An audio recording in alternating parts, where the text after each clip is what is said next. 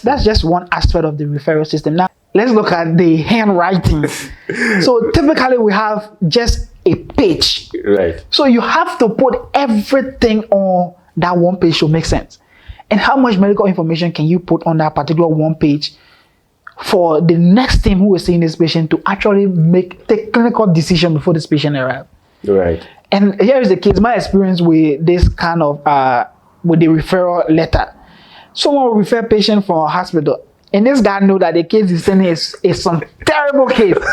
Because he or she knows that the case is terrible. Right. He won't write his or name. So he will write the name in such a way that you cannot identify the person who sent this particular patient. Of course. The entire process of writing or medical referral, it just make it way inefficient. Yes, and just to add on with the handwriting bit. You see, first of all, about tracing whoever wrote the letter is one, but about even the people who are receiving this case getting the information that they need. Yeah. Because right now you've written and your handwriting is very. I know we doctors, our handwriting. Every people complain about handwriting is terrible. But if a doctor is saying that he can't read another doctor's handwriting, so then you know that it's extraordinary, it's terrible. This is extra terrible, and some of them is intentional. Yeah, it's very intentional. Because the history they are going to give you, you will see that okay, this case doesn't need to be referred here. Exactly. We had a case that they referred, and the reason was what hypertensive what? It's urgency. How will you refer it? This is a patient who is a known hypertensive. Well, he came to your facility with a very high BP. Start the person on the antihypertensive again. And stabilize the BP. You were sent to our facility, but it was on a Friday. We knew that this person didn't want any person on his ward. So he's shipping all the patients out. They are pushing them out. And this facility is very close to us. So he's trying to make the handwriting as irreadable, if there's any word like that. Yeah. Illegible. You can't read it. Very unclear. As possible. So that you blend in things there. When you call the person, you're like, oh yeah, you can give you a whole lot of stories why he's in the case. Yeah. But the only reason is that the BPs are high. When you could have started on antihypertensive, observe the patient for a few hours, send the person back home on the antihypertensive, and you're shipping the person to us. So that's one. And the other one is getting to see who wrote the thing. Who wrote the for thing. feedback purposes. Yeah. Because it's not really necessarily just for punitive. It's not for punitive purposes. We're not calling you like they are going to punish you or bring you to but if there is anything happening to this patient, you need to know because this patient came from a facility. So now let's look at another aspect of the medical referral system problem. There is currently no referral database. No one can give you a full statistics of how many cases have been referred.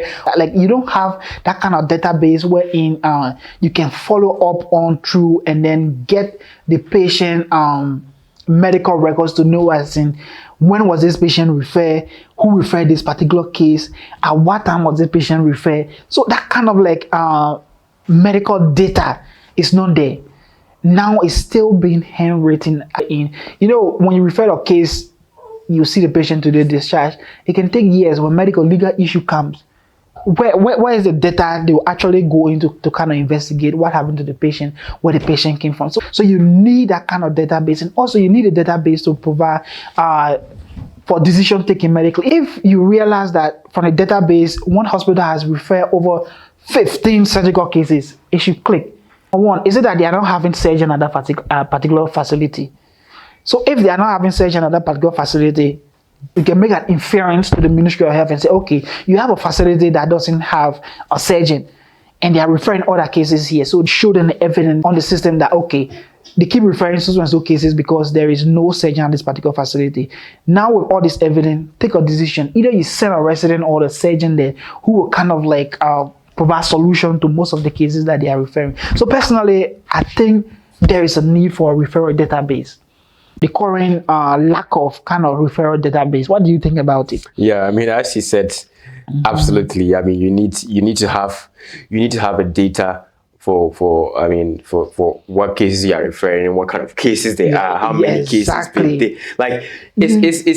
it's for the purpose of monitoring. You see, so one of the things that they mentioned in that referral guideline is, there's going to be a database for the purpose of monitoring and evaluation. Exactly. So one of the things, as you mentioned, using the facility that refers to surgical cases as frequent. So you can now generalize that to a district level or a regional level. So you can imagine, let's say in a year, Kolebu receives this number of referral cases, surgical cases, from one district.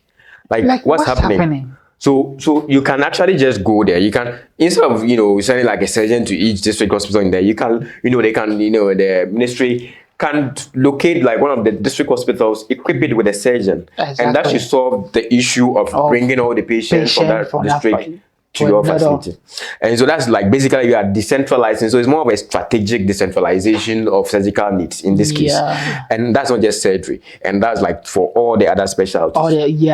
And it can also help you exactly. And it can also help you in evaluating the quality of services you give to people. Exactly. So if Kolebu is training specialists, and these specialists are supposed to go out after training to other facilities, and Kolebu has dispatched, or the ministry has dispatched this number of surgeons or this number of OBGY consultants or specialists to the district, and then you are still getting these number of specialists, this kind of referrals from this place.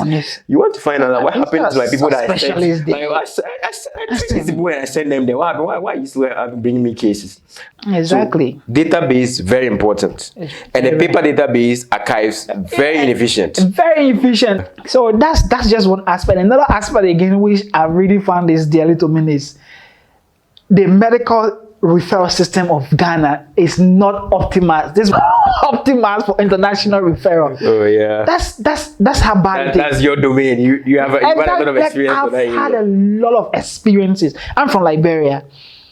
So most of our cases from Liberia, they usually refer them here to Ghana. Like they literally had to call me. I have to walk. I started doing this when I was in medical school. I have to leave my lesson, go to a department, meet with a consultant. They have to tell you, oh, bring so and so medical report. When they bring the medical report, they'll tell you there's no referral letter. You have to send this patient back. It's nothing like this kind of link wherein you can sit in Liberia, communicate with the hospital here. The hospital assess your case and say, okay, bring the case. We have so and so consultant who will see this particular case at a particular time. So it's not optimized. Cases that are leaving from Ghana going abroad. How is it like? It's something I haven't really delved into. Right, for the international, so from outgoing international referrals, like what they call them, medical evacuations, I haven't had any personal experience with that. Me too. I've had a patient who we were seeing on an OPD basis, who went abroad. I even wrote a case report on it and everything. Who went abroad to seek second opinion, all of that. But that was the thing. So, as you said, as to whether we have like a standardized protocol where the other doctor in the other country can easily access that information. Exactly. And even with the feedback, if you come here and you diagnose, how do you send feedback to Liberia? Right. It's not there. Right. And so for this case, I'm actually telling you about that left Ghana to the US first. So when I called to just check up on him. And then it was a son that picked up the call. So I was now asking, oh, how is the dad doing? And I was like, oh, the dad's doing well. But in such a case, for example, I would like to know, like, what kind of did they find? What way they find it, Like you learn from it, Actually, it's serious. Yeah. These are some of the things that, we as Referral, we are trying to solve. Exactly. Yeah.